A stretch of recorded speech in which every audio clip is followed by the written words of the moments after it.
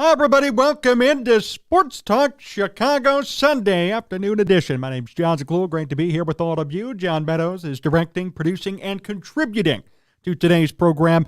It's so great to see all of you here with us right here on YouTube. You can subscribe to the channel, hit the like button, and be a part of the program here today. It's going to be our Sunday interaction extravaganza. The doors are open for all of you to contribute. Let us know what you're thinking about in terms of Chicago sports. We're going to get to all your comments, and I put this in the chat. I'm going to make sure I pin this up there right now. If you want to be a part of today's conversation on camera, yes, on camera, all you got to do is email us. Email sportstalkchicago1@gmail.com. You could just email in there, say, hey, I want to come on camera with you, John. I want to debate you on something. I want to talk about something. You could easily do that, and we'll put you right here on the air. We're going to be live for at least the next hour, if not a little bit more. Tons to talk about. We got Luke Getsy getting hired today. That news broke today. Got some Bear stuff to discuss, and, of course, all of your comments. We're answering any questions you have. The chat is open. Everything's open, and everything's ready to go. Just a quick reminder, too, all of our great affiliates at the top of your screen, make sure you support them. 98.3 The Life, WKAN, 105.5 The Ticket, ACTV, JTV, WJOB, and Cities 92.9 Talk FM. All of our great and fun partners, all of our radio and TV partners. We're in 7 stations in total, looking at a few more as well, and we appreciate all of your support in helping us to make that happen. So, I guess we'll start with some news. Sources indicate that the Raiders are expected to hire Luke Getsy as the next offensive coordinator. Wow, the Raiders choose Luke Getsy.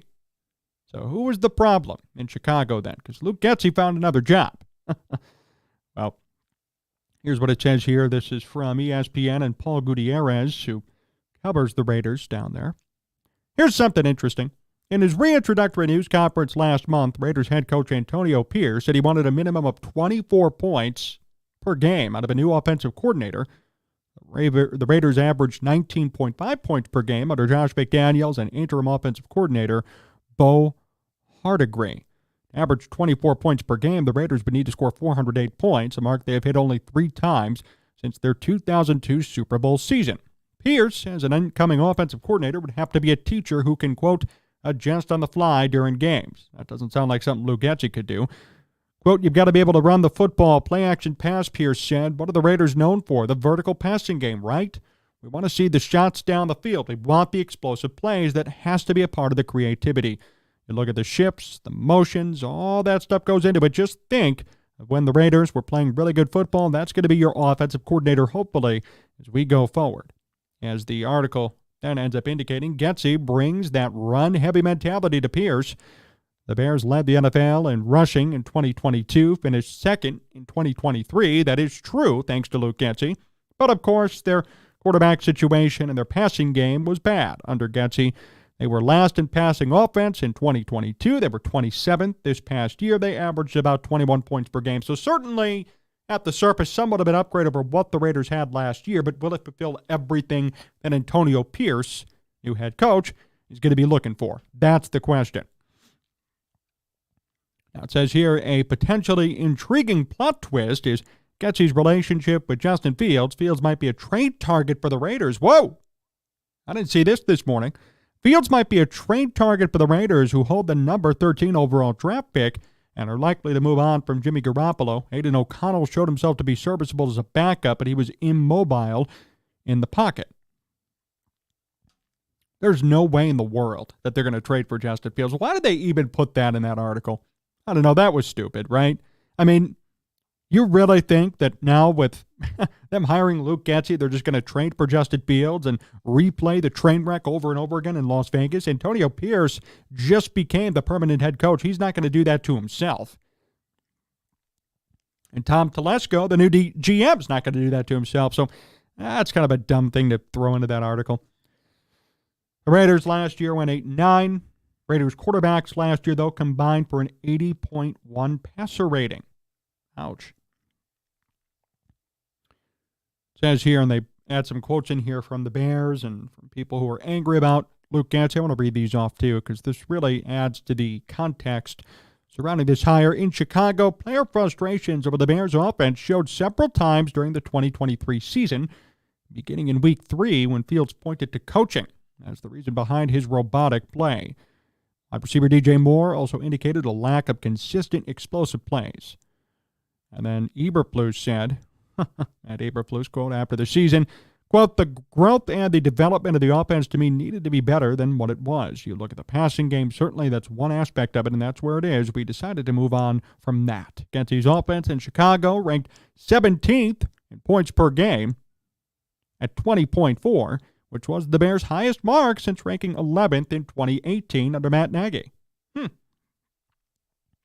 that pretty much concludes the article. So, the Raiders choose to kind of go outside of the box, although Luke Getsy had interviews elsewhere.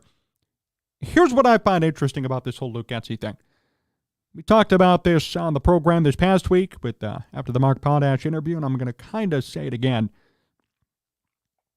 Say what you want about Luke Getsy. I find it interesting that for the failure that he was deemed to be here in Chicago, and he wasn't perfect, I'm not defending Luke Getsy, but I'm just saying, for the failure that he was deemed to be, for the hate and vitriol that he consumed week after week, I do find it interesting that just after he got fired, in his first ever go-around as an offensive coordinator, he is getting a lateral position with a different team in position to do good. I don't think the Raiders are going to be a crap team this year. I think they have the potential to be a solid football team. Now they need to figure out quarterback. They need to figure out what they're going to do at that position. But I'll tell you what, they're not going to go 5-11 or 5-12 next year. They're probably going to be a 500, maybe an above 500 team. Luke Getsy made a lateral move. He didn't have to go back to being a passing coordinator, right? Passing game coordinator or quarterback coach or wide receivers coach. He just went from one team to another, and he's still calling plays. Point being, the Raiders saw what he did in Chicago and said, you know what? He is not a bad play caller. He's not a bad play caller. That's why we want him to call plays here. That is interesting. That is what should be taken away from this big story about Luke Getsy. Right? That, to me, is the biggest takeaway. Somebody else in the National Football League thought that he was good enough to call plays for them offensively. And you know what? They took a chance on him and hired him. So whether you like it or not, Luke Getsy is going to be calling plays in the NFL next year. If you think he's bad or you hate him, that's on you, because the reality is he will be calling plays for a different team next year. And there's nothing nobody can say about it. Nothing nobody could say about it. So I just find it incredibly interesting that here in Chicago, kicking people out, everybody getting all angry about Luke Getsy. And was he part of the problem? Absolutely. Was Justin Fields part of the problem? Absolutely.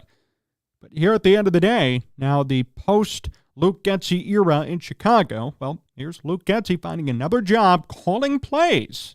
Not becoming a passing game coordinator, calling plays for a different organization. He's being trusted by a completely different organization with no ties to Chicago whatsoever to call plays. This is an unbiased organization who was from the outside looking in to this Fields and Luke Getsy crap and all these people crying and begging and screaming. And they said, you know what? Based on what he is as a play caller and what he's done, we feel that he's qualified enough to be our play caller.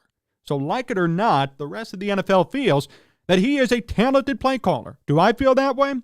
Not really, but I will say this, and I said it before and I'll say it again. This already proves that it was not 100% Luke Getsy's fault for what happened here in Chicago with him and Justin Fields. This proves it right here. He got hired. He is going to be calling plays. He starts today, coaching and working and getting ready. That proves that it's not all on Luke Getsy for what happened to Justin Fields. Justin Fields shoulders some, if not more than 50% of the blame. Tough thing to hear for Bears fans, but it's true. This hiring just further proves it. It just further proves it. I'm going to read some of your comments here. Let's see. Fields is an inconsistent QB1 who misses receivers left and right and is the slowest release QB1 in the NFL. I wonder when Bears fans will wake up. Wait, he does prove anything until he proves he's a capable OC with the Raiders. And let's see. Getsy wasn't a good OC, but he was definitely the scapegoat. Blues threw him under the bus to keep his own job. Yeah, and we talked about that a little bit on Wednesday night with Mark Potash. Why did Matt Eberflus deserve to stay? He was a nightmare of a coach this year, and yet here we are at the end of the day with Matt Eberflus still coaching, and Luke Getsy, who was fired and at one point looked like the scapegoat unfairly, at least now gets a fair second chance with a storied franchise and a real good opportunity for him to boost his credibility around the NFL, National Football League. That I find interesting. Oh, well, Cliff Kingsbury withdrew himself. That's why Getsy got hired. I don't care what the reasoning is. The fact is he's hired. The fact is he is on a team and he's going to be calling plays next year. He's getting a second chance. If Luke Getsy was that bad, he would not be getting a second chance. Look at Mark Trestman, right? Mark Trestman, did he get a second chance? He became a coordinator. He never was a head coach again in football because everybody knew, nope, I don't want him. Nope, he's not good enough. Nope, the Bears made a stupid move, and, that's not the guy we want to deal with. Luke Getsy's respected enough around the game to get another opportunity calling plays in a completely different organization. That speaks to his skill and to his credibility, whether Bears fans like it or not.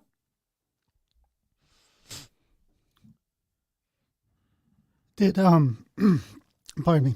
Did Cliff get hired someplace else? He's going to be hired by the Washington Commanders. So he goes to Commanders. Yeah, okay, Cliff Kingsbury is going to the Commanders. Yes, that was John Meadows, by the way, guys. John Meadows here in the building, hey, everybody, hanging out with us. Yeah, hey, Cliff everybody. Kingsbury is most likely, I should say, going to be hired by the Commanders. It's not official yet, but Kingsbury withdrew his name from the Raiders search, and apparently the Commanders are going to be, going after him pretty strong. Fields, 44 sacks in 13 games. Bagent, 5 sacks in 4 games. Same O-line, same OC, different wide receivers. Yep. And I'm not going to sit here and say that Tyson Bagent's the answer in Chicago, but you can't argue with some of those numbers. You know what I find funny, too? And I remember hearing this during the post-game shows after every Bears game throughout the year. Everybody calling in angry, pissed, whining, crying. I'd sit there and say, well, Luke Getsy doesn't call enough passing plays. No. Justin Fields ran on 10, 15 passing plays per game when he should have thrown the damn football. There's a difference. Right? There's a difference. I'm not going to be sitting here defending Luke Getsy, but all I'm going to say is that clearly he was and still is in demand. Clearly there's an opportunity for him to do something good elsewhere. And I wish him all the best. I really hope he does well for his own sake. He's going to get a fair shot with a quarterback that's to be determined right now. I hope it works. Really do. Because then over time, we're going to know and learn more and more about who was right and who was wrong with the Fields and Luke Getsy and, Bears debate. We will learn more as time goes on. So now Luke Getsy has a new location, right? So how will Luke Getsy do in this new location? We're going to end up probably seeing Justin Fields going to a new location as well. That's going to be interesting. So we're going to see how these guys do separate from one another. Who rises to the top? Do they both do well without each other? Does one do well and the other not? Do both stink? Right? We're going to find this out. But this is the beginning of the post-Luke Getsy, Justin Fields era, and this is the beginning of truly judging, I guess, who was at fault for what happened here in Chicago. Because I'll tell you what, if Luke Getsy somehow, some way succeeds in Las Vegas, well, it's not going to look good on Justin Fields or the Bears for firing him and making him the scapegoat when he really, wasn't really his fault. So this will actually show that the beginning of this whole thing will begin to show who was truly at fault for what happened here in Chicago. Lucas, exactly. At the very least, we know who was more on. If Fields stays and still has the same issues, okay, but I think we're going to be keeping Fields. Fair point. JF, bottom 23rd ranked QB in the NFL. JF1's a superstar. If you don't see it, you don't know talent. Okay, well, then explain to me why he is a superstar. B minor. That's what I want to know. Fields is never playing in the Bears jersey again. In demand, the Raiders hired Cliff Kingsbury, changed his mind. Getsy was a bargain basement backup. And here's what I'll say to that tactical trading. Getsy still had interviews with he had options. Getsy interviewed with the Patriots and the Saints and the Raiders. So he was also in demand. He interviewed with 3 different teams. It wasn't like this was just okay, I guess we're going to hire Luke Getsy. He had options too, believe it or not. If you don't like it, that's on you, but it's not a lie. It's true. He did have options with different teams. He interviewed a couple of places. And B minor, again, I challenge you to tell me why or how Justin Fields is a superstar. Because I'll tell you what, I'm not impressed. Okay? Superstar quarterbacks throw for more than 3,000 yards. Superstar quarterbacks are not 10 and 29. I mean, we could just go on and on and on. JF1 can make wild plays, but the worst passer rating quarter 4 in the NFL, that's a tell. Thank you. Thank you. And that's the best way to put it. You know, Justin Fields is due for one highlight play every single game. There's no doubt about it. I won't even deny it. It's true. And they're really great plays. But in general, he's 10 and 29. He has the worst fourth quarter passer rating in all of football. He's the slowest quarterback in all of football in terms of releasing the ball from the snap. He's never thrown for 3,000 yards, and I don't know if he ever will. So there are qualifiers there. You could say, I mean, come on, guys. Really? Superstar quarterback? Then that means Zach Wilson must be a superstar because they're essentially putting up the same numbers. And you could get all pissed and angry all you want. It's literally the truth. Go look up their numbers. So that means if you think Justin Fields, and this goes back to the national media, you know, people are laughing at Chicago. They really are. I know people who laugh at the Bears and laugh at Chicago and their fan base. You know why? Because they're sticking up for a subpar quarterback. And I've seen people laugh, and the national media laugh, saying, I can't believe all these people are defending Justin Fields. And it's so true. Because if it was in any other market, if it was with any other player even, there would be a realistic conversation about what they're really good at. Okay? But with Justin Fields, we're going to jump through a million hoops and justify why he should stay and just ignore all the bad things he's done, focus on the good. Doesn't make any sense.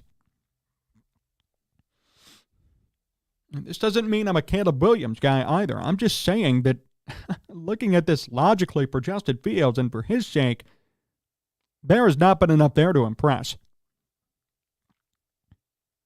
No way. And if you guys don't see it, that's okay. Everybody's entitled to their own opinion, but I think the shoe's on the other foot. In terms of what should really be going on there. Remember when the Cubs broke up their core members, the reset of this position is needed. And Aaron, you're 100% right. Everybody was angry and sad about the Cubs deciding to trade Baez and Bryant and Rizzo. And what are they all doing now? A whole lot of nothing. Javier Baez got paid, 6-year big-time deal in Detroit. He had 220 last year. Chris Bryant has hit like only 8 home runs in a Rockies uniform, and he's in year 3 of a 7-year, $150 million contract. And Anthony Rizzo last year, after getting hurt in May, was never the same player. All of those guys whom Cubs fans adored and were so angry at Jed Hoyer for trading, well, look what they're doing now. Look what the Cubs are doing now, right? Same thing here in Chicago with the Bears and Justin Fields. You're all going to be mad and angry and cry about Fields leaving. When the Bears finally do it, though, and actually draft a quarterback and bring somebody in who's capable of, throwing for 3,000 yards or maybe even 4,000, you're quickly going to realize, all right, this is how things should be going in Chicago.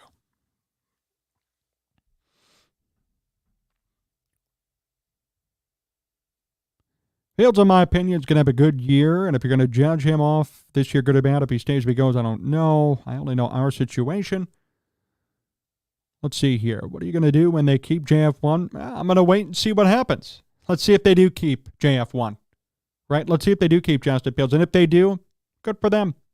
Don't think it's the right move, but if they do it, so be it. We'll see what happens, right? Because at the end of the day, if he doesn't work out, the Bears are only digging themselves into a deeper hole. If they choose to hold on to Justin Fields, let's say they do, and he does the same thing he did this year, then At the end of the day, it's the Bears who are settling for mediocrity and who enjoy mediocrity. And then it's the fans, too, for supporting that decision. So at the end of the day, I'll have no sympathy if they settle for Fields and he just does the same thing he's always been doing. And then people are going to cry and complain next year about why they went 7-8 or 7-10 or 8-9 again or 9-8 and Justin Fields threw for 2,800 passing yards. It'll be the same thing. And then everybody's going to be pissed. So, at the end of the we've been saying Fields is going to have a good year for years, right? Thank you. I mean, last year before the season began, everybody was predicting an MVP year for Justin Fields. Okay, yep, MVP for 2,400 passing yards and, top of the NFL and fumbles and turnovers in total. I mean, come on. It's ridiculous. At the end of the day, we're not Ryan Poles. It is his choice. And I like Poles, but I don't like mediocrity. Thank you, Aaron.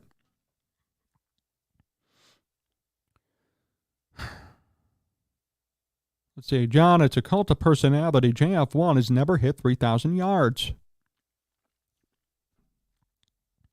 It's not a lie. That's the truth, whether you like it or not. Justin Fields averaged only 9.5 less yards per quarter than Patrick Mahomes this season. He'll have a better year this year, last season, to prove himself all over QB. And you know what? Hey, I'm okay with that justification. I really am, because at the end of the day, I'm not opposed to the Bears trading the number 1 pick and getting 3 top picks, if that's what they want to do. And if that's what Ryan Poles truly thinks that is going to help the Bears the most, then I'm okay with them doing that. And I don't mind the justification being there's going to be a haul. But again, I'm just saying at the end of the day, if it doesn't work out, the Bears are going to have an opening at quarterback again. Fields, in my opinion, can be great. Why do we keep going off years ago? The last half of the year, Fields looked pretty damn good. I'm gonna push back a little bit on that, Lucas. I don't think he looked pretty damn good. He looked fine, but really, at the end of the day, all he did was play more conservative football, which led to less turnovers. He still made mistakes. He still blew leads late in games. By not scoring or not doing enough in the fourth quarter. That fourth quarter passer rating was the worst in football all year, not just during the first half of the season. So there were issues that persisted throughout the year that he still has not grown up from and improved upon. That's a problem for sure. I don't think he looked pretty damn good. Nope. I think he was an average quarter. He was below average and he became average. And if that's our standard for pretty damn good, then we as fans in Chicago, which is true, we're quarterback hungry and quarterback depraved, because pretty damn good would be 300 passing yards a game, 4 touchdowns, no picks. That's pretty damn good. Fields threw for 300 yards last year twice. So, no, he wasn't pretty damn good. He was fine.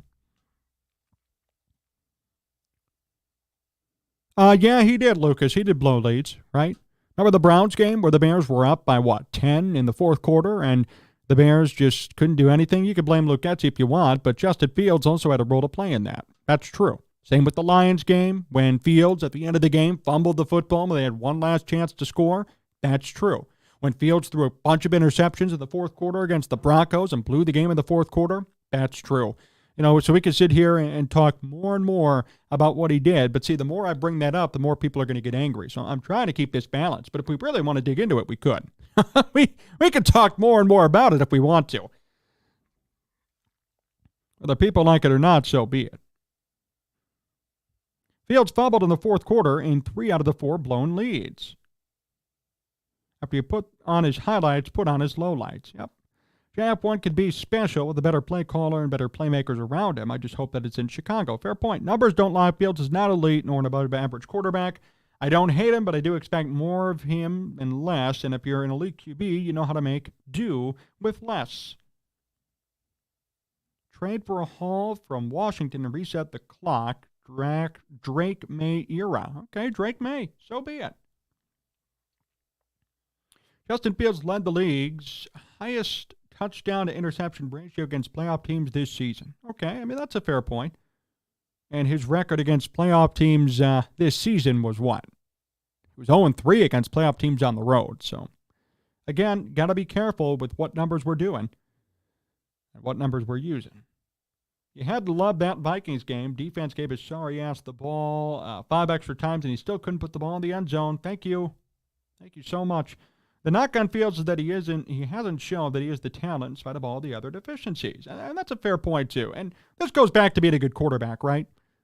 If you're a good quarterback, you elevate the players around you, right? You're an elevator. You move people up. You don't tear people down or bring them down. In Justin Fields' case, I have not seen anything to indicate that he is an elevator of people around him. I've seen him himself just trying to develop and still trying to learn, but nobody's gotten better because Justin Fields is the quarterback. The team is the same. It's stagnation. There's no growth, and you can't argue with that. That's the truth. So, again, you got to be careful in terms of justifying him staying in Chicago and really trying to defend him as much as people do, because I could sit here and pull up 5 different stats, or I could sit here and pull up 10 different instances for why the Bears should not keep Fields, and they're all pretty easy to find and to point out. And here's another one. Thank you, Jay Golds. Fields has thrown for less than 200 yards in 27 out of 39 starts. Wow. Yes. Less than 200 yards. Not even 300. He's only hit 300 twice in his whole career. And yet you people are saying he's elite, or some people are saying he's elite. Oh, my goodness. Wow. Okay. For the sake of Justin Fields, a change of scenery is needed to reestablish his career as a QB. Even bringing in a veteran to sit in the pocket and groom Bajan is better than Fields. Packers fans, keep Justin Fields. Thank you. Who was he throwing to? He's throwing to DJ Moore. Throwing to Darnell Mooney. Throwing to Colt Kmet. Come on. Nope. Not a good enough answer. Because the year before, you could say, who was he throwing to? Not this year after Ryan Poles brought in DJ Moore. Nope. It's not a good enough excuse. Where's Jordan Love's excuse? Who was Jordan Love thrown to? That's right, nobody. And look what Jordan Love did. Man, I'm so sick of those excuses. Not good enough excuses to me.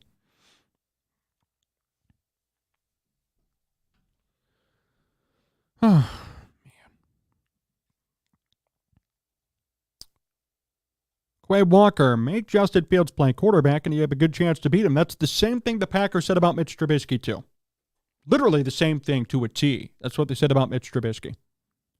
So, I mean, if they're repeating the same thing about Mitch Trubisky, and now they're attributing that to Justin Fields, that's a red flag, right? That's a big red flag. Look at C.J. Stroud, same amount of wins as Fields in year 1. Yeah, pretty much, right? Stroud, didn't he win 10 games? Didn't they win 10 games? And Fields has 10 in his career. Stroud, first season, 10 wins.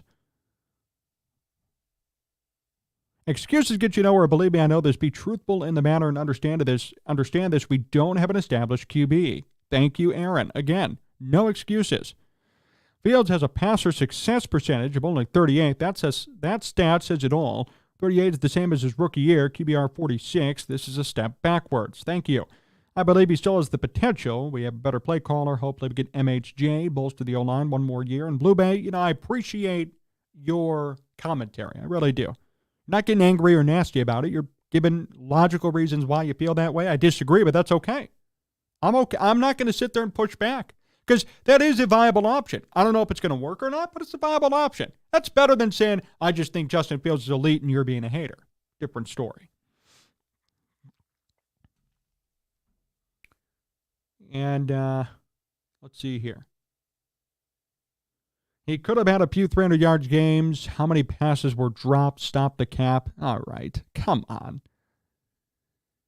We could play the same game with Mitch Trubisky then, B-minor. Let's play the same game with Mitch. How many balls were dropped? How many issues occurred, right?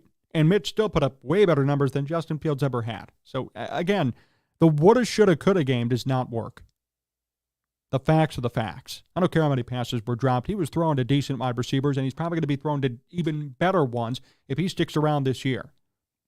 Bad excuse doesn't work anymore. If you're making excuses in year 3, your QB1 is not the guy. John, true that. Yeah. I've said that, and I'll continue to say it. You're right.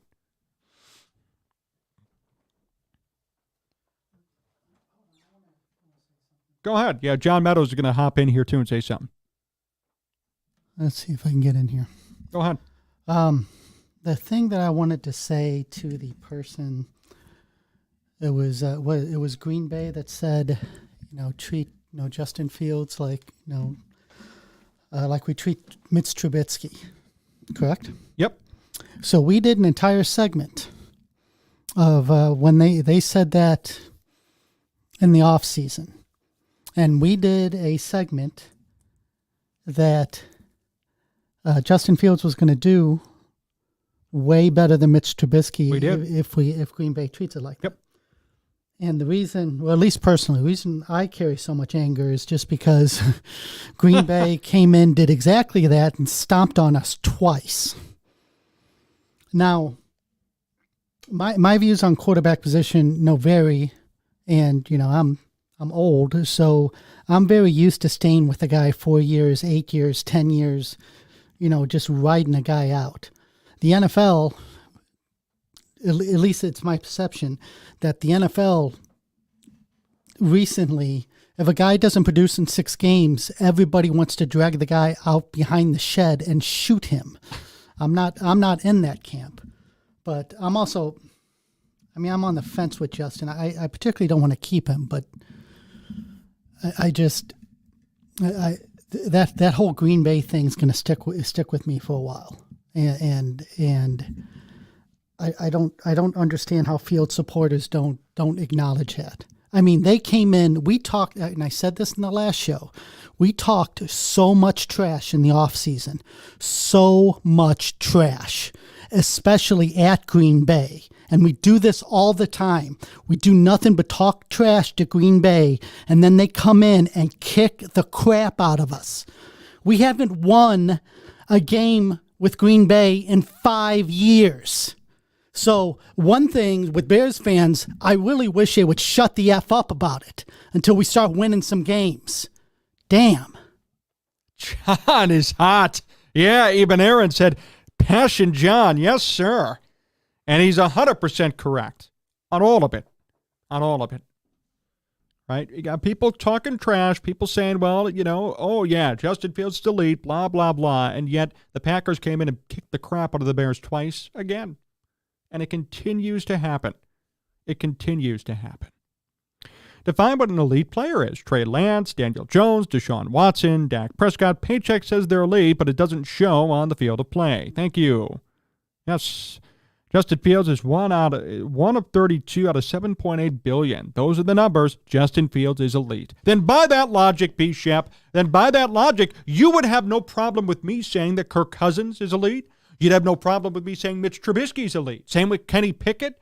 Who else can we throw into that mix? Baker Mayfield, Kyle Trask, his backup. Who else? Geno Smith, Drew Lock, because he started the game this year in the NFL. Tyson Bagent. See, that's a dumb way to categorize whether or not you're an elite quarterback. Bad way to categorize it. Because if that's the case, then there you go. And those quarterbacks are elite. So I'm going to start saying on this show that, I guess Kenny Pickett's an elite quarterback. Kirk Cousins is an elite quarterback. Zach Wilson, thank you. Yep, Nano CBD, an elite quarterback. Yes. Les Sigman, I'm ready to speak sometime, John. Okay, Les, hey, if you want to do me a favor, Les, can you shoot me an email? Because we got it monitored right now. It's at sportstalkchicago1@gmail.com. If you could shoot us an email just saying, hey, it's Les, I want to come on with you, that'd be great. And then we'll shoot you the link to hop on with us live. So, Les, just shoot us an email. It's pinned in the comment section. I have my email open. John does as well. We'll be able to kind of patch you through here relatively quickly. So feel free to shoot us an email, Les, and we'll be sure to get on it and monitor it. And I'm sure, Les, as no no swearing, right? Let's keep it clean for everybody out there.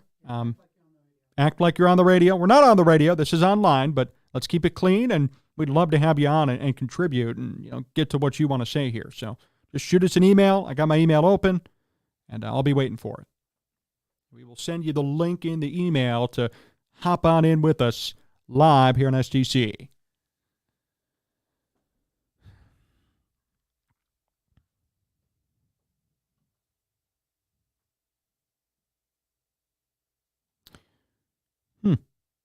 Since Bears fans like watching bad to mediocre QBs, then bring back Sexy Rexy.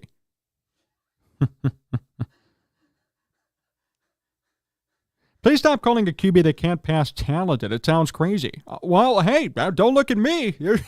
got to be talking about other people, right? I didn't say he was talented. Who brought up Sexy Rexy in the chat? Because that was Cole Stahl brought up Sexy Cole. Rexy. Rex Grossman's probably the Bears player that I hate the most in all of Bears history. Rex Grossman is, the guy I hate the most. Well, hey, hold on, John. I'll say this, though, right? According to some people in the chat, though, he must have been elite, right? Because he was a starting quarterback in the NFL. So we could say that Rex Grossman's elite. Let me add to this elite conversation. So when anybody who plays, and no matter, even if you're riding the bench your entire career, you're an elite athlete. That's not the argument we're making. We're talking about the elite amongst the elite players, amongst the NFL. So that to say that Justin Fields isn't talented or an elite, beat out a whole bunch of people to get to the NFL, that's not what we're saying. What we're saying is, can he hack it as a Bear or hack it in the league? And who knows? Maybe he'll do great in another team. If we keep him, he better improve, or this town's going to turn on him. Well, at least they should. I mean, they should. They should. I but mean, not turn on in a bad way. Just change their minds. Oh, I love this. Aaron, Kyle Orton was more elite than Grossman. I said it. Taylor Heineke is elite. Yeah, same with Desmond Ridder, right? Desmond Ridder, I remember Rex Grossman and being pumped when we drafted him. He was such a disappointment. He shined here and there, but overall was never good. Bryce Young must be elite. Oh, man, NOCBD, you're on a roll, my friend. Yeah, you just keep going. You can rattle off as many quarterbacks as you want. Oh, that's so funny. That's hilarious. If Trubisky outperformed Fields in his first 3 years and they call Trubisky a bust, then what does that make Justin Fields? Yep. And that's an easy way to dispel the Justin Fields narrative, right? Simply bringing up the facts, simply bringing up the truth of the matter. And again, this is not meant to disparage. This is not meant to crap or whatever. This is we're just being honest here, right? We're trying to be honest and look at this from a honest lens versus the opposite, which is bias and, favoritism. And that's not what we're trying to do here. Jamarcus Russell was elite. Thank you. Yep. So here we go, where we could just go on and on. I mean, the conversation never has to end. Ryan Leaf was elite, right? I mean, we could keep going and going with this. Rex played in the Super Bowl, so he's a Hall of Famer amongst Bears QBs. The standards here are pathetic. Thank you. Yes, Cole, you're right. You're right. Man, I love this. Man, we're having a good time today. Oh, it's good to see everybody. Man, I love the logic, and I love the comebacks. Yeah, the list goes on, and it's never ending. Nick Mullins passed for over 800 yards in 2 games against the Lions this year. He must be a Hall of Fame elite. Yeah, pretty much. Oh, it's so funny. I want to throw something in here, and I don't mean to change this. Did you see? Did you see what? Hold on, just a quick second. Yeah. Our safety guy, the old safety bald guy, what he tweeted about Harbaugh? No, I didn't actually. Okay. Yeah, John's going to do some producer research for me. We're going to talk about a topic coming up. Justin Fields averaged 247 yards per game this season. You're talking about total yards, right, P-Shep? Because I know for passing it was less than 200. So if you're talking total yards, yes, you're correct. If you're talking passing, you're wrong. To play in this city, it's not only the skills or talent, but you have to have the mental capacity and toughness to respond to critics. Too many Bears fans act like Mahomes and other elite QBs don't miss open receivers each week. No one's perfect. Yeah, I appreciate that comment. It's very true. Elite QBs in the league. Here we go from Tacticals Trading. Mahomes, Burrow, Stroud, Allen, Rodgers, Prescott, Herbert are the only elite QBs in the league. Oh, okay. Sam Howell is elite. I like Sam Howell. Come on. I like Sam Howell. Do you think the Bears are going to pick up Caleb Williams? I have a sick feeling they won't do it. Although a lot of NFL draft analysts, including one who's been really vocal is Daniel Jeremiah, right? Who's been saying the same thing, that the Bears, it's almost a no-brainer for the Bears to pick Caleb Williams at number 1. I mean, I could see them screwing this up because that's what the Bears are known to do. We're going to really have to see how this one plays out. But, I mean, it's early February now. We're only 2 months away. So we will see a decision come soon about what exactly is going to occur. Hey, Les, brother, if you're still here, I'm waiting on you too. I'm waiting for your email. And that goes for anybody, by the way. Aaron, anybody, all of our friends who'd love to comment here. You want to be on camera with us talking and having a fun conversation. Don't worry, I'm not going to get pissed at anybody. Have a fun conversation about the Bears on this live stream. It's online only. You could send us an email. It's pinned up there, sportstalkchicago1@gmail.com. We will respond to you by sending the StreamYard link, and then you could hop on in here and have a cool conversation with us and talk about whatever you'd like. Ask any questions, whether it's Bears or really anything. We'd love to have some more fan interaction. That's the point of doing these streams on Sundays. So if anybody really wants to hop in and be a part of the conversation, and join us on the screen, not only, in addition to being in the chat, please send us an email and join us. Nano CBD, man, you've been coming up with great points. Join us on screen if you'd like as well. Got the email open. We're monitoring for sure. The Cardinals will give away their entire draft and their first next year for the number 1 pick. You're probably right, and that'll be the end of the day for, for what? Kyler Murray, probably. There's no doubt that Justin Fields is somewhat of a good leader. I think that he is certainly highly respected. I would, but I want you to keep your channel. Hey, the Ghost of Judah tribe, if you could just not swear, come on and email me, man. I know you're certainly a very, very supportive fan, too. So, if you want to email me, you can, and we'll throw you right on.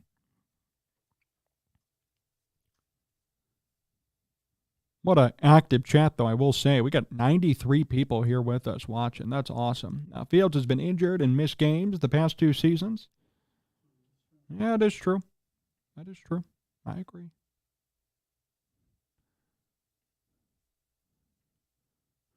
Hey, we got an email, John, from Les Sigman. Les, we're going to try and patch you in here. Let me get my headphones so I can hear you. That's probably important. All right.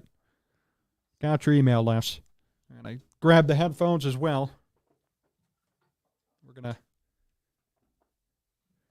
John is going to send you the link. And we're going to throw you right here up on the screen, my friend. Just give us a second. The Ghost of Judah tribe, hit the like button. Bears fans, thank you. Yeah, you're good. Yeah, I appreciate that. Ghost of Judah tribe and everybody, yeah, please hit the like button and, support the channel. We love having you guys here.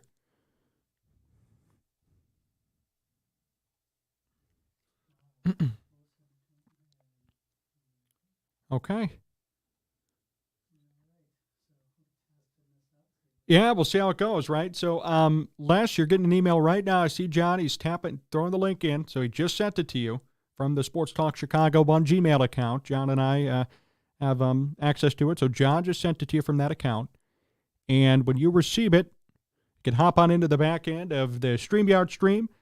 We'll put you live on the air here and talk about whatever you'd like to discuss.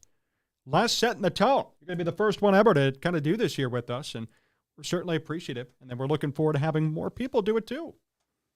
It's awesome.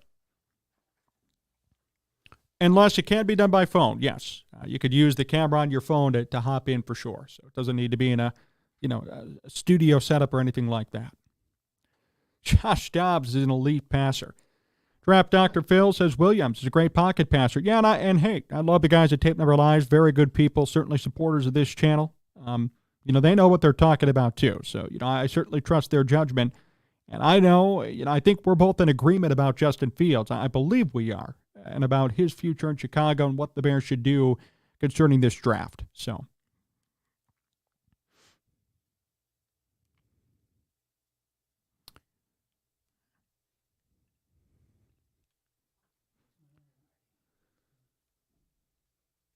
Les just commented. I know he said if you could do it by phone, you can. So, yeah, feel free to tap on that link, Les, and hop on in. John's got things ready on the back end, too.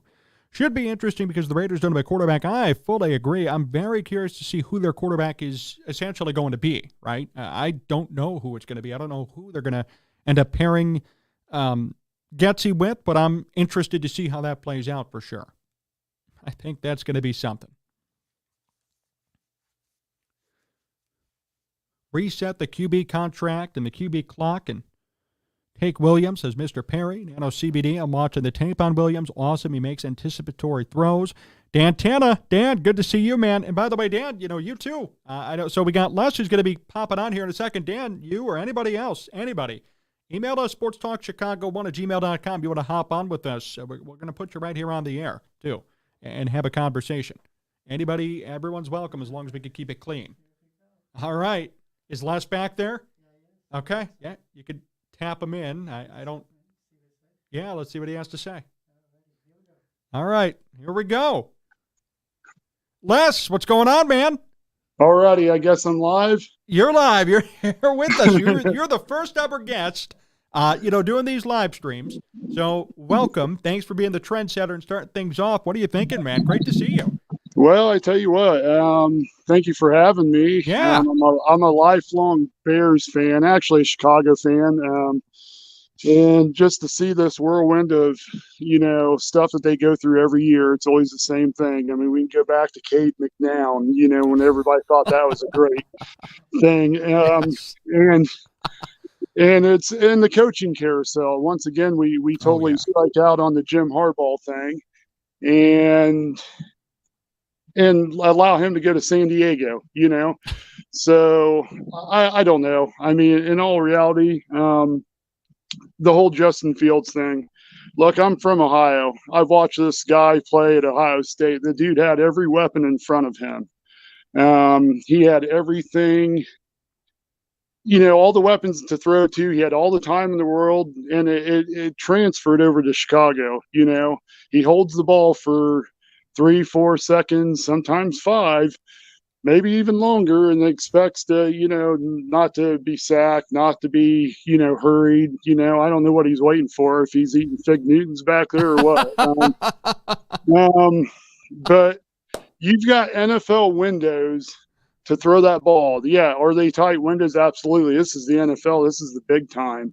And the one thing, and I'll say it again, the one thing I liked about Tyson Bagent was he was quick, he was decisive, he knew where he was going with the ball. Now, the one thing I don't like about Tyson Bagent is the hopping that he does behind the line. They pointed out that when those 2 interceptions he threw, he's literally up in the air on the wrong foot. And that takes velocity off the ball. And it's just that I think that boy, had some excitement, right? So first couple games, he's trying to prove what he's learned. Look, he showed a lot in the 2-2 start, right? Am I right on that? I mean, I think you're right. Oh, yeah. I think he looked really good I'm not saying he's a franchise guy, but, it wouldn't hurt to let this guy learn a little bit and see what he can do. Do we have to draft, this QB at number 1? I think we could. I think we should, meaning Caleb Williams. And, but this whole thing's got me concerned too. Is he a diva? You got all these reports coming out how he doesn't want to come to Chicago, and you don't know what's true and what's not true. Then he puts an Instagram photo of him as a baby wearing like a Bear T-shirt saying, "So what's that supposed to mean?" So I don't know. When it comes down to Fields is not the guy, guys. I watch a lot of TT, NL, Tape Never Lies Network. I watch you, John. I've actually watched you since you started, and always enjoyed your content, even on the Cubs, diehard Cubs fan. I don't know. What's your thoughts? I mean, should we take Caleb Williams on 1? Do we see what we got and maybe go back to get some more weapons, the wide receivers, a center, something else, still trade Fields? Why not see what, the young kids got again? Do we do that? I mean, I'm just asking. I don't know. Well, yeah. First of all, Les, I appreciate the kind words, and I certainly appreciate just all of your points that you made. If I had to choose today, I would go with Caleb Williams simply because, number one, you're resetting the quarterback clock, and you're going to bring in a rookie quarterback with a fresh 5-year deal, which you don't have to necessarily pay him a ton of money.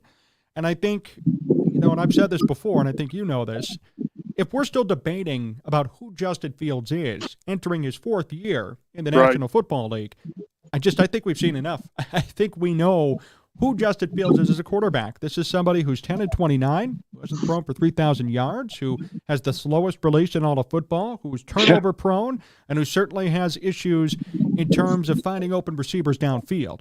And, these are the same critiques. And I know people don't like me saying this. Like, Mitch Trubisky's a buzzword in the Bears community, but I'm just going to say it, right? These were the same critiques that Mitch Trubisky had, right? These are the same issues that befuddled Mitch Trubisky and eventually led to his demise, not even just in Chicago, but across the NFL.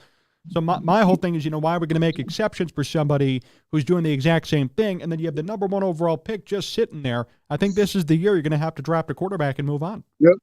Yeah, and I agree with that. And to go back to Mitch Trubisky, I mean, I love that guy. I mean, I'm sorry. Oh, yeah. I thought he was good. I thought he was a Me great too. leader. Did he have issues? Absolutely. But if you watch that NFC champion, or not the NFC championship, the game, the double doink game. Yes. If you watch those throws he was making, some of the ridiculous throws that everybody's like, oh, this guy can't throw. And it's like, he was making awesome throws, awesome reads. But what's sad is you now see him in Pittsburgh, he looks like a busted shell of himself. What happened to him in Chicago is probably ruined the poor kid, thanks to Nagy. I mean, we look at everything Nagy was, and, if he didn't conform to his way, if Nagy just kept doing what he was doing with Trubisky, you had a solid thing going. You don't need a spectacular offense or, critique to how you want to call it. You go to the quarterback strengths. And that's what they did when, they had that 11-4 season or 12-4 season. And it's like, why didn't you just stick to that game plan? And then you went away from, I believe, who was the running back? Help me out before we got Montgomery. Jordan Howard. Thank you. Oh, yeah. Yeah, Jordan Howard, he wasn't bad. And then you totally, just move him off and you bring in Montgomery. And then he's the identity, right? Montgomery was clearly our identity. And then you go away from that. Every game, you'd have a 6-yard run. You wouldn't see him 10 plays later. And it's like, what do you do? I mean, and it's continuing now, with Getsy, and Eberflus, same thing. You have the running game working for you. And then, you go for, okay, you're 4th and 1 and you're going shotgun for a quarterback sneak. Really? You're adding 3 yards to a play that you only need 1 yard on, and it just makes no sense. So I'm really surprised to hear that Getsy got a Raiders job. Is that correct? He did. Yep. As of today, he got hired. Wow. He called some good plays, but he's called some horrible plays. Yes. And, you don't sit there and you don't put your quarterback in shotgun, and that's another thing, I don't understand the shotgun thing. It seemed like we had our best plays when Justin got his hands under center. Literally. I mean, It seemed like the more he was under center, he was able to, do a better play action pass, whatever. And that just gave him the availability to create. And I don't know, but Justin Fields, again, he's not the guy. And I don't know. I mean, could Caleb Williams be the guy? I think so. I think he's got a lot of, promise. I mean, he's shown a lot of promise. And once again, I'm going to call out, Tape Never Lies Network. They broke down all this tape, I think 56 games, and they showed the bad and they showed all the good. And they said there's a lot of good that outweighs the bad. So take a chance, guys. Let's do it. I love it, Les. And I appreciate you calling it in. I mean, I feel the exact same way as you. And I'm thinking about now, I like your point on Bagent too. I think there was a very short fuse with everybody when it came to Tyson Bagent. I'm not going to sit here and say that he is this elite, next coming amazing quarterback, but I will say this, there were worse quarterbacks in the National Football League this past year who got multiple games to start. Somebody like Aiden O'Connell, right? Josh Dobbs. There are many. I don't think Tyson Bagent was horrendous. I think he was certainly nervous, first-year quarterback, D2 guy, just getting an opportunity. Of course, there are nerves then when everybody's breathing down your neck because they want you to essentially screw up so they can justify bringing Justin Fields back in. Of course, that's going to mess with you. And overall, I don't think it was bad, but like you said, right, jumping in midair, throwing footballs, those are things that need to be worked on. They need to be fine-tuned in terms of maybe physical attributes, or maybe I should say mechanical attributes, right? He wasn't as pure as Justin Fields. I don't think he did horrendously either, though, considering the situation he was put into.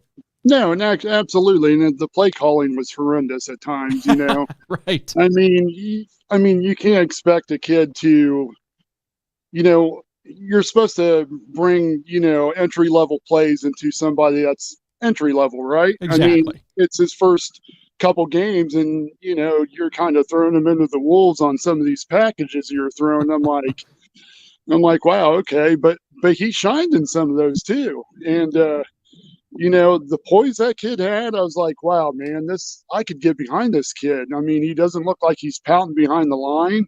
He doesn't look like he's scared for his life. I mean, I've seen some of the faces Justin Fields makes, and he goes into the, huddle, and he looks like he's scared sometimes. He gets up to that line, he's making a face like, oh my gosh, what am I going to do next? And I don't know. And Justin Fields, I mean, did he improve a little bit this year? Yeah, just a little bit, not much. The numbers don't really show it.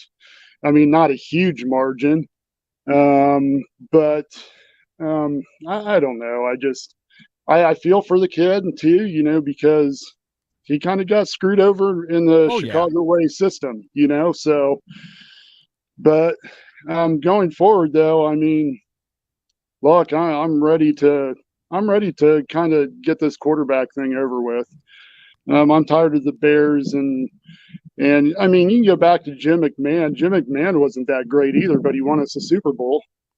Exactly. I mean, you don't have to be great. You just have to be an efficient, move the chains type of quarterback. And when you're in the red zone, get it in the end zone. And that's the one thing that I saw Justin Fields not really excel in is red zone play and fourth quarter play. Mitch Trubisky had 5 game-winning drives. I'm just going to say it, and I'm going to leave it at that, because as bad as everybody dogged on Trubisky, that guy sure won us 5 games, didn't he, in the fourth quarter, whether if he got us into field goal range or threw a touchdown. So, and I like that one guy you always have on too. I'm sorry I can't think of his name, but he's a big Mitch Trubisky fan too. So Mike North? Yeah, Mike North. Thank you. I love Mike North. I love listening to that guy, the passion he has, and he's dead on though. He is, and he hasn't been wrong yet. And I've kind of had the same passion about what I thought about Mitch Trubisky. And actually, it's kind of that kind of passion that I've seen Mike North have for Trubisky. I actually have for God dang it. Sorry, I'm nervous. I'm on live, so I'm kind of choking here. You're good, man. Tyson Bagent. Yes. I have the same passion for Bagent because I've actually seen how he reacts to pressure. For sure. And that's kind of what you want in a leader, right? You want a passionate, don't buckle under pressure, type of leader. And I think Tyson Bagent has that, but he's got to grow into that role though. I don't know if it's with the Bears or with another team, but I'd like to see somebody give him a full-time gig because I'd like to see what this kid can do. All right. Well, Les, hey man, great combats, great conversation, my friend. And next time we do a live next Sunday, dude, feel free to come back in and chime in. I certainly appreciated your time here. No, there's always a lot to talk about Yes. when it comes to Chicago sports. And, oh yeah. And especially the whole Cubs thing. And one more question: do you think we're going to sign Bellinger? Oh man. I think yes. I think the Cubs, unfortunately, are probably going to have to overpay to kind of retain him and bring him back. But they have been relatively quiet. I would say more quiet than I expected this offseason. Obviously, they lost Marcus Stroman now via free agency. I'm not too heartbroken over that move. But, they have a lot of money still sitting around, and they claimed that they were going to spend this offseason. It didn't really happen. I feel like they're probably going to bring back Bellinger, but it's certainly going to be at a price. my thing with Bellinger is what a great year he had last year. I'm a little bit worried that it's not going to be sustainable for him, but, we'll see how it ends up playing out. But I do think they're going to bring him back. It's just a question of, working with Scott Boras to figure out how much money you're going to pay him. Boy, that name seems to ruin a lot of futures for the Cubs. That's Scott Boras, I tell you. I know he is. He's definitely the gold digger of the MLB. I tell you that. But you know what? Deservingly so. If you got him on your thing, you're going to get paid one way or another. But exactly. Yeah, I would love to keep Bellinger, and let's just hope. Like you said, is it sustainable? I think it could be, just because of all the injuries he had to overcome. Yes, and I think that's why he was so horrible. So. But thanks for having me on. God bless, and you have a good day and keep doing what you're doing. Thank you, Les. God bless you too, and thank you for hanging out with us here today. That was Les Sigman. So just as a reminder, everybody, this is Sports Talk Chicago. Jon Zaghloul, John Meadows contributing, directing, and producing. That was Les Sigman. He's a listener. He's a listener of this program. So, everybody gets the opportunity to hop on here with us. It's pinned in the comment section. You can just email sportstalkchicago1@gmail.com. You can tell us, hey, let me on. I want to talk. We're going to send you the link, and you could come on. Just keep it clean, and you're welcome to be here. Les with some awesome contributions and a great time that we got to have with him. That was really fun. And he is the first person ever to do it. So he's the first person that we've had now contribute here like that. And wow, what a really cool and fun conversation. Fun way to spend some time here on a Sunday afternoon talking all things Bears. Luke Getsy got hired by the Raiders, as we kind of discussed. And, Les and I had a good conversation about a number of different things, right? Fields, Bagent, Cubs stuff. And we're monitoring the chat here now. If you have any questions, you can ask them. And if you want to join right on screen with us, you still can. Just email us, sportstalkchicago1@gmail.com. And we'll give you the link, and you can hop right in here. That went smoothly. That went well. So we want more people for sure. But Les, that was awesome. And I agree. Be Wicked. Good job, Les. He did a great job. That was really fun. I know he was a little bit nervous being live. Got a lot of people watching, but he did a great job. So it was really fun to have him hop on in and give his take on what's going on here in Chicago. Well, we got another email. My man Aaron. Aaron, yes. Oh, Aaron, I'm so happy. Aaron's been a fan since literally day one. So let's be sure, Aaron, you're going to get the email now from John from the Sports Talk Chicago email address, and we're going to let Aaron on in. Yes.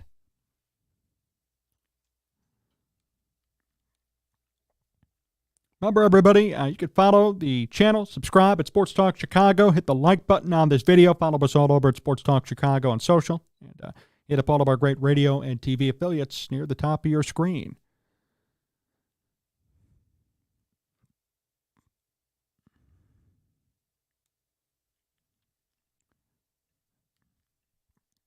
All right, thank you, John, just sent the link over to Aaron.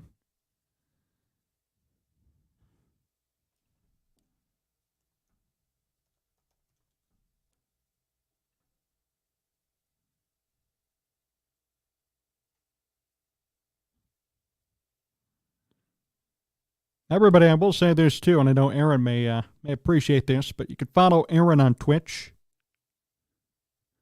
Follow Aaron on Twitch at EHRON. He's a Twitch affiliate. So. Oh, and Les, wow, that was awesome. John Reif recorded the whole segment. Hey, I love it. Thanks, Les. Oh, that's so cool. And Les, you're welcome back on any time. So especially on these Sunday shows where we, have more of an opportunity to have more engagement. Wednesday nights we're recording for the radio. All of that's on a tight schedule. But for these Sunday shows, where we're keeping it really open and free-flowing. And, Russ, I appreciate it, man. That was awesome. All right, Aaron hopping on in. Yes, my man. What's going on, Aaron? How are you? John, it's been a long time coming. It has. Thank you for doing this for the fan, man. I've been following you ever since, when you was at 1,000, almost 2,000. It was during pre-COVID, right? Yeah, it was. No, and it's been a blessing just seeing you just blossom from that day into now. Like, we're already about 4 years, about 4 years later almost. And I don't know why, but this is obviously always like the best of times, whether the Bears are in the playoffs or postseason. It's just like, man, it's always entertaining. It's always just nice hearing your perspectives and just getting in the conversation. So again, man, it's an honor and a blessing to finally talk to you, man. I'm happy to have you here. Yeah, and for those who don't know, Aaron, as he said correctly, he's been with me since 1,000, 2,000 subscribers. I think it was, if I'm not mistaken, Aaron, it was a Mike North video, I believe, that kind of brought you here. I think I remember you kind of commented for the first time, and I know you've been with me ever since. So it's awesome to kind of have you here a little bit semi face-to-face talking Bears, and I know you and I align on a lot of different Bears opinions, so you're welcome. The floor is yours, my friend, to say what you'd like to say to all of everybody out there, everybody watching. All right. So, first of all, Mike North is truly an inspiration to you, though, because I never met anyone who has such, more of an honest journalism than Mike. So whatever Mike says, it is the truth, and that's what we're all about here, though. Passion, truth, and just thinking outside of the box. Because us as Bears fans, we have to come to the terms that, like, listen, when something doesn't sound or something is not right, we got to be honest and stop sipping the Kool-Aid, as you always would say, John. And let's just get started, though. First off, like, was I sold on the idea of Justin Fields being like a franchise quarterback at the time when it did happen? I was somewhat like a cautiously optimistic per se, because let's be honest though, like, did everyone get excited when Matt Nagy was here? And I hate saying that name too, but no. Oh man, no. Like, we was all excited because we wanted something different, wanted something to change. But then the more we, dove right into the whole saga between Pace and Nagy, the more we realized, like, wait a minute, no change is coming. It's still the same mediocrity that we've been seeing on the field, and we giving away draft capital just so that we can get fans in the seats and, TV revenue and so on and so forth. And us as fans, like, when are we going to start winning? Yes, when we hear a name, it's wow, our eyes just go, and I'm at that point in my life now where it's like, okay, we need to start winning. So, so do I feel like a change is needed at the quarterback position? Yes, but here's the thing. Not only that we need to change at the quarterback position, though, but we actually need to start getting it right. We always invest on a quarterback position, but we never invested on the trenches. What most teams have, we don't have. Definitely. If you don't have pass protection, well, your quarterback's not going to be able to hit that tight window or see something that they probably might have missed. The linebackers, they can't do their job because the front four can't do their job because you don't have a legitimate pass rusher that's going to disrupt the quarterback of the opposite end. And it's all a ripple effect. So the fact that, Pole's coming in, he truly is investing in the line on both sides of the ball, which is what we need. This is what we need, though. Hence why, let's face it, everyone's giving crap about Jordan Love. Well, hey, Jordan Love has a line. Jordan Love have capable receivers, have an offensive-minded staff. Yes, I'm not a fan of Green Bay because it's in my blood to hate the Green Bay. But at the same time, us as fans, we can't keep, talking crap and not back it up. This is first full season, and with not as much as experience, he pretty much shut all the other critics up. Yep.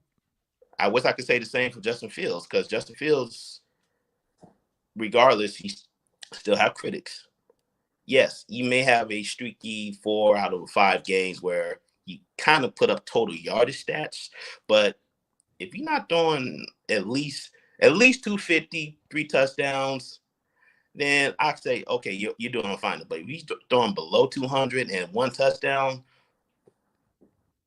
like Lamar Jackson can probably put up more numbers than him. And he is kind of elite. Yes, definitely. Yeah.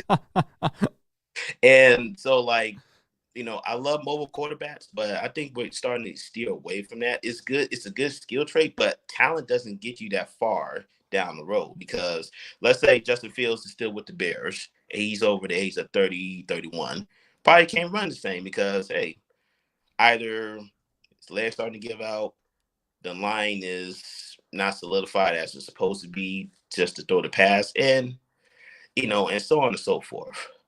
So in hindsight, just like I said, you know, I just feel like it's time to just, again, reevaluate the position and then start just producing it on the field, because there's no sense in signing free agency. Though we can't keep, it's not like the older days, like in early 2000s, mid 2000s. We can't spend hundreds of millions of dollars on free agencies on blue chip collars, where now it's like we have blue chip collars coming out of the drafts.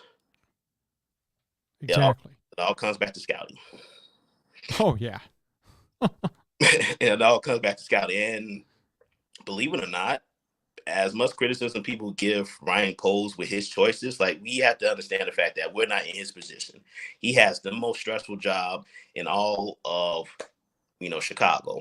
Next to Jed Hoyer. By the way, he's doing a good job. I don't care what anyone else He's doing a great job. I know. You and I aligned on that. I knew you were going to say that. No, because, like, it's just like you said, it was like, that's how I envision Poles moving forward, is to mirror what Jed Hoyer is doing, thinking cost efficiently and putting the right pieces in play. You don't have to spend $200 million, which is what I know Scott Boras is asking for his client, for Cody Bellinger.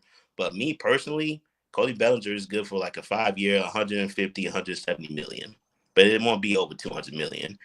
And I'm fine with not re-signing him just so that, we had Cody Bellinger on the team. Granted, I would love Cody Bellinger to be back on the team. But at the same time, you know, I'm not going to waste all my capital, though, on just one player. Where I can just go to the farm and find a hidden gem, a hidden talent that we all need. Granted, Matt Mervis, Yeah, that was disappointing, wasn't it? I mean, I was expecting so much out of Mervis, in a good way, too. I really bought into it. I mean, he had 36 homers, 111 RBIs, what was it, 2 years ago, combined between AA and AAA? And yeah. I don't know what to expect out of him this year. I'm not expecting much. Yeah. Granted, I'm not expecting much out of him this year. Although, I think, who was that? Who's the third baseman we just traded for with the Dodgers? It was Michael. You know, let me take a look. Yeah. I would say. Oh yeah, Michael Busch, right? Michael Busch. Okay, so another case of, change the scenery, put him in a different system, let him reset himself, and hopefully, like, you know, with a team control, maybe 1 or 2 years, I want to say, like, give him a try at the hot corners, you know, first and third, you know, see what you're working with there. Because the way I see it is that, Matt Mervis just had that, you know, that one hot season in the minors, and sometimes you do so well in the minors and never translate into. Oh yeah, it's been like that since the time I was born. And I'm older than you, John, so I've seen them. Like, everybody forgotten about, you know, what Mark Pryor. Yep. Mark Pryor, because to me, I felt like Mark Pryor was pretty much the second coming to Kerry Wood. But again, what both have in common is injuries. Yep. It's injuries right there. You know, That 2004 staff, Aaron, and I know you know about it. I mean, think about that staff at the time and what they were capable of, or what they could have been capable of. You had Kerry Wood, Mark Pryor, Greg Maddox, and Carlos Zambrano. And everybody stayed healthy. That would have been one of the better staffs, I'd say, for a single season in Major League Baseball history. Yeah. I mean, you're talking about like a Smoltz, Glavine, and who am I forgetting? Smoltz, Glavine, and Maddox, right? Yeah, Maddox. Mm-hmm. And man, to this day, I'm still upset about that. Maddox went to Atlanta. Now he's like pretty much torn between Atlanta and Chicago and all. Like, granted, regardless, he's a Hall of Famer for a reason. Of course. 100%. And then also let's put this talk away about elite athletes. Now, I always like to use this example all the time. Tom Brady, for most in here might have known, he was never drafted in the first round.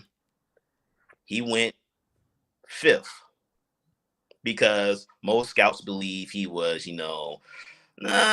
fat and slow and not as, athletic.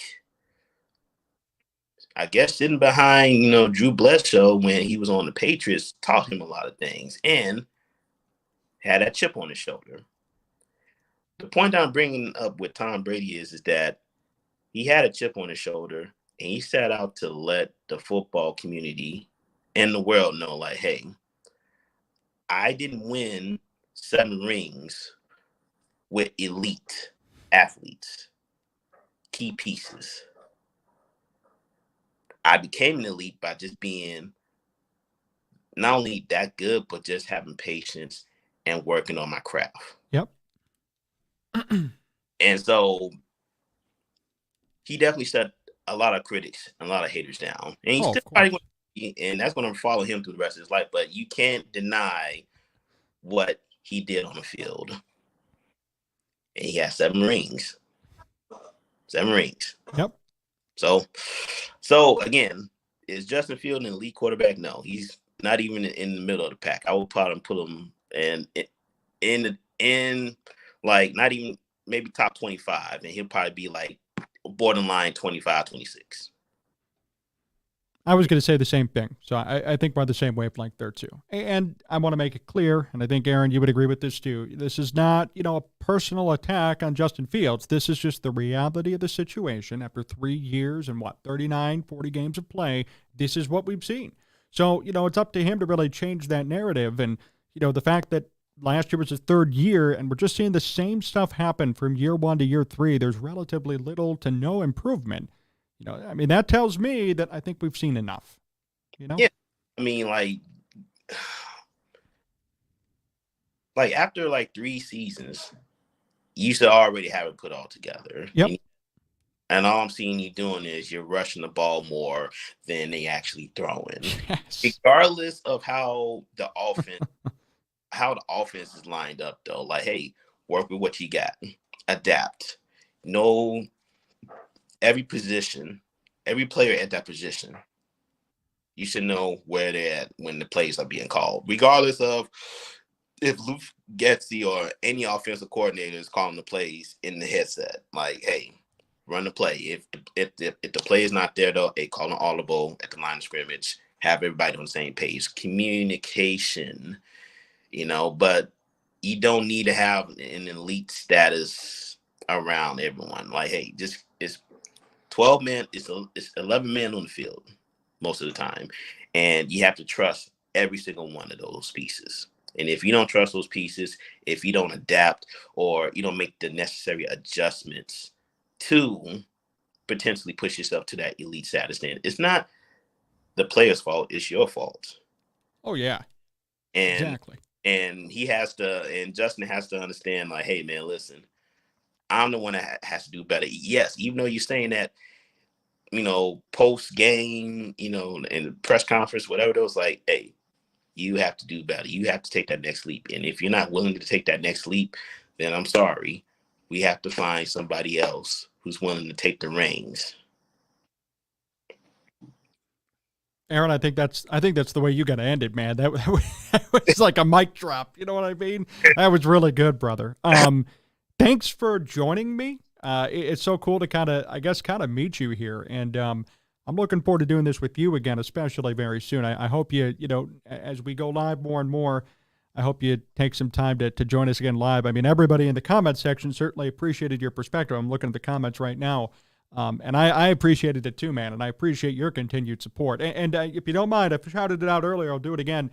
Aaron's a Twitch affiliate, people. So if you go on Twitch, you go to @EHRON. That's Aaron, and he has like 280-plus followers on there. So hit him up today. Give him a follow on Twitch if you're watching on Twitch. Aaron, thank you so much, man. John, thank you, man. I greatly appreciate it again. Hey, man, shout out to Amish Country Farms, okay? Make sure you use John once you go there the next time, okay? I'm not good at this branding, but hopefully I'll get better at it, though. But again, thank you again for inviting me on here. Look forward for these conversations, man. Thank you. Thank you so much, Aaron. Appreciate that. That was fun. So we had Les at first. We had Aaron second. And I think we're going to have one more joining us to end today's show. So the last guest of the day here, I want to do a quick reset. This is Sports Talk Chicago. I'm Jon Zaghloul. John Meadows is directing, producing, and contributing. So we had Les, we had Aaron, we have fans joining us right here on the stream, on camera. It's so much fun. As Aaron said, EHRON. Yep, thank you, Aaron. And John, it's always a pleasure. Yes, it is, my friend. And Les, of course, great to see you. I know Les joined us there earlier. We're going to have one more coming on with us. And I know he's ready. Now he said in the email, that he promised he's going to be good. So got to make sure. Hopefully he'll be good. I think he will. And I'm looking forward to having him on. I have a question for him as well that may be a little bit off topic, but I do want to ask him that too. So we'll wait for him to hop on in. We sent him the link. He emailed us about 10 minutes ago. So it looks like he's going to be hopping in momentarily. And he's here. So let's bring him on in. This is the Ghost of Judah Tribe. Yes, sir. What's hanging up, out John? here with us. What is going on? What's up, John? What's up? What's up, man? It's good to see you. It's good to see you, man. It is so good to see you. Everybody that come to my channel, we know, like you and Schleg Daddy, people that have a voice for a reason, man. Because obviously, my channel, we bash Justin Fields in my channel, but it was good. It's just good to see somebody who has a doggone brain in this fan base, and it was good. It's always good to come to your channel and see that. It was good to see that, and I really enjoy your channel. I enjoy your voice, man. You got a unique voice too, by the way. Hey, but thank you. But man, I appreciate you, man. Just not just catering, just caving in to the populace, to the popular thing. I have a thing on my channel where we call some people in our fan base justice sexuals and stuff, but I appreciate you, man. Yeah, seriously. Like it's real talk, man. I just want to thank you from the bottom of my heart just for keeping it real and just having brain cells in your brain to see what's going on with this fan base right now. Well, hey, I really appreciate that. I appreciate the kind words, and hey, I do my best here, right? I'm not perfect either. I get things wrong nobody's at times, perfect.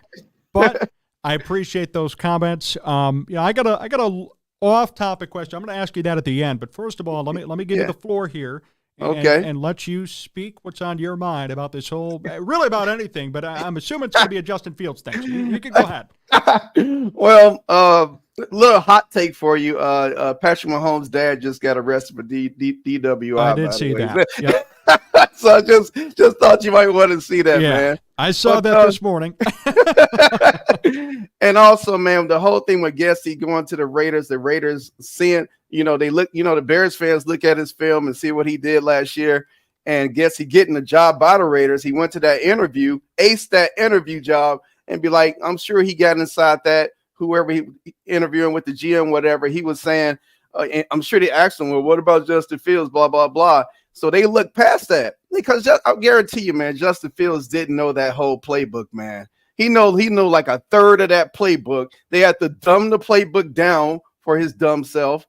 And that's why, every doggone hot chick looked like a screen pass all the time because he didn't know it. That's why Tyson Bagent went to the line audibly, pre-snap reads and things like that, because Tyson Bagent went through Shepherd University in the offseason and had somebody with a megaphone calling out the plays, and he learned the playbook. So that's why he looked so efficient when he came to the line of scrimmage, because he knew what he was doing. And the first guy that you had on, he was talking about Justin Fields looking scared and everything. Yeah, because he didn't know what to do.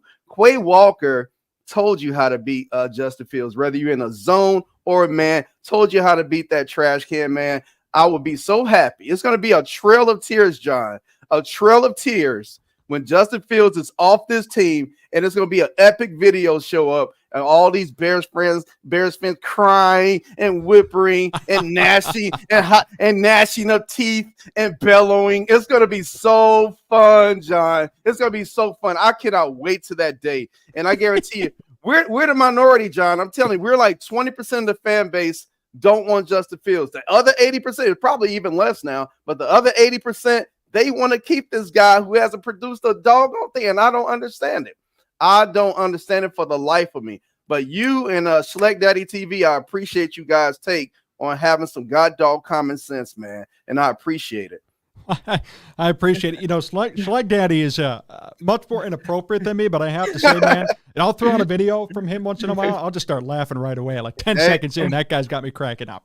It might be crazy the way Schleck Daddy has his approach, but it gets the job done. Hey, I don't want to take too much of your time, John. It's just my appreciation for you, but I do want to shout out some people if you don't mind. Go ahead, of course. All right, shout out to my boys Robbie Come Up, Evie Warrior, Leonidas, Nano CBD, Neil's Index Finger, Angry Casual Fan, Evil West Side, #1 MAGA General, Dink Pass, Osoyo Wine Tasting, Redbeard, Pat the Diabetic, Gary Glenn, Eli, and those are my boys on my channel, man. If I missed you, I'm sorry, but we really do appreciate what you do, John, man. Keep up the good work, man. No matter what they say. And to some of the guys at TTNL, talking about they racist and stuff. Don't worry about that stuff, man. It's always dumb, woke stuff. We want a quarterback that can win. Stay in the pocket, look at more than one dog read, and find other receivers that's open besides DJ Moore. What's the use of getting Marvin Harrison Jr.? We got a dumb quarterback who can only have one read, who can only read one person. It makes no sense. Anyway, love you, John. Keep up the good work, man. Hope you get up to 100K more sooner than later, bro. Talk to you later, bro. You got it. Wow. That was awesome. And I think that's a great way to end. The ghost of Lion Tribe, Judah, dude, thank you so much. I had a question for you off air. I will actually shoot you an email because we got your email now. I'll shoot you an email about an off air question. But wow, that was fun. 3 different people. We had Les in here, we had Aaron in here, and then we had the ghost of Judah Tribe in here to end us. And I think that was really fun. What a fun show that we had here today. Thank you to everybody for tuning in, for hopping in. And I want to make this clear that this is open for everybody. So we had a lot of people hop in here today, right? We had like 80, 90 people at one time. I'm sure the number is going to come back looking great. If you yourself want to join us on the screen and have the floor, talk to everybody, you just got to shoot us an email when we're live. We're going to put you on. So those were 3 great guests and a really good time. Shout out to John Meadows directing, producing, and contributing on today's stream. You can follow me all over at Sports Talk Chicago. Subscribe to the channel before you leave. Hit the like button if you don't mind. Hit up all of our great radio and TV affiliates too at the top of your screen. We're going to be live Wednesday night as usual, and we'll be live next Sunday as well. Until next time, thank you, everybody. What a fun day. So long.